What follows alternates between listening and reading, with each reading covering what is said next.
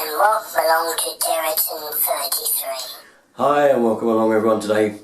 Okay, I'm going to show you today just a little quick video on how to actually loosen off a radiator valve without breaking the pipe that connects to it. This is particularly important if you've got a microbore system, that is a heating system with very small pipes, 10mm normally. And if you try to undo a radiator valve with one of those attached and not hold against, then you could break the pipe underneath. Indeed, you could break the 15mm pipe that connects the radiator valve if you don't hold against. So I've had lots of questions, what do I mean by hold against? Well, I'm going to show you exactly what that means. Here's what I mean. Now, here's an ordinary turn rad valve. I'm going to take the top off it. That's the first thing to do. Now we want to undo this nut here. Now if I just put a spanner on here and undo it that way, which is the way it undoes, I'll get it tight on there first, pull it up that way, there's a chance that that valve could all turn and snap the pipe there. So what I mean by hold against is a tool that locks against. Now these are a nice little small adjustable pair of footprints, just a job for this, and you can clamp them on there. Now I know that will mark the top of the valve, so if you want to be extra careful you can put a bit of rag around there, okay, and then put the grips on. I'll show you what I mean. So if you don't want to mark the radiator, just put a cloth over it like so, and then put your footprints on there. I'm using a tool called footprints, but I'll show you all the others that you can use. Now obviously you'll need to get access to the nut, so just get it so that you can get it down there and still get to the nut on there. Now because I'm holding against, I'm going to stop the pipe from moving and cracking the pipe. So by holding against, just open this spanner up a little bit more. Not quite right. Right, that's it. Let's get that adjusted on there first, if you like. Your rag so that the spanner hold against is like so, and then pull upwards like so. Now you can see that's undone it. Once that's done that. So when you were pulling up with your left hand, were you equalising it, like balancing it out with the right? Yeah, I was holding the same pressure down as I was pulling up to stop that pipe moving. Now you can see the water's coming out of it because I'm obviously not bothered turning it off. I'm just showing you lot. But once that's done, you can turn it easily. Yeah, there's no problem. You can turn that now easy with your fingers. I'm going to nip it back up. When you do it back up, same thing. You know, just put a bit of cloth if you're worried about marking it.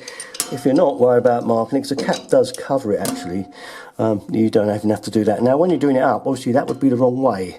So you've got to hold it kind of like this then, hold against, or on the bottom, because when you're doing it the other way, you need it locked like so. But again, you've got to be careful about marking it. If you put it on the nut at the bottom, you would get away with it. So you could hold it like that. You see that now? Yeah. On the bottom of that nut down there. And then that spanner on there. I know it's all rather awkward. These jobs are never easy. But that'll be the day, won't it? Get it on and then nip it up. Again, I'm holding against with that one, pulling up the same amount of strength as I'm pushing down to do that nut up. And that locks it in place. With this turning it away from you to undo it and forward to do it up, can I ask what would happen if this valve was the other end of the radiator? Would you still be pushing away? We're going to go there now, so we're going to have a look at that now. Now here we have the more awkward customer, the thermostatic valve, and this one's always a little bit more awkward. This one, it's best to take the head off first. Now if this nut here is tight, again the good old footprints, just a job to get on there and just to loosen it off like that. You won't need to hold against or do anything like that when you're taking the head off. Once again, if you're worried about marking anything, put a bit of cloth around it and then do it. Okay. But take that head off out of the way first. Just remember what setting you've left it on. It's easier when you put it back and lift it away. Now with these, once again, you've got this same problem. This time the nut's going to swing down that way, okay, to undo it. So looking at it, you now need to hold the other way. So this is the way to do this one. Put your spanner kind of ready to get it so it's the right size. Now what you need to do this time is to hold like we did on that rad just now, that way on, because we're going to push the rad down. We don't want the pipe pushing back, so we need to pull that way. So the best thing to do, you can get a bit of cloth again if you're worried about marking it. I'm just going to show you without so you can see exactly what I mean. So these are going on there like so. I've clamped them with my hand, and then I'm going to push down and hold with the footprints at the same time. Ready? And go. And then you can see, once again, once I've undone that nut, that's it. And when you do it up, it's the other way around. It's footprints on there, but be careful with the thread on there, so you really do need a bit of cloth. Now if you can get right past the thread and down, even better, or hold the body like so, but best to go over there.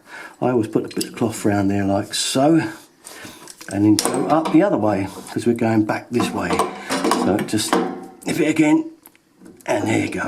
There's no strain then put on this pipe underneath at all.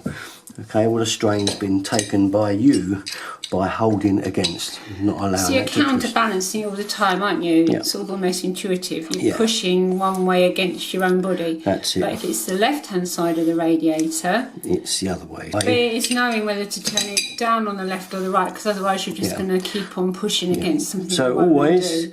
with radiators, if you're looking at it face on, this one is always going to be down that way to the floor to undo it.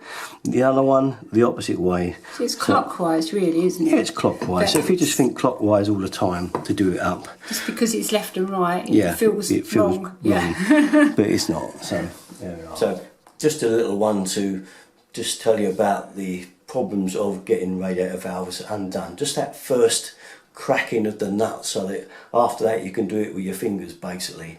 But that very first pull is the one, and that's the one that's really tight, and we don't want to go breaking any service pipes that feed the radiator. So that's the way I've always done it anyway. And So- before you go, you were going to show us the other tools you can use? Oh yes, there is other tools we can use apart from footprints. So let's have a look at them here.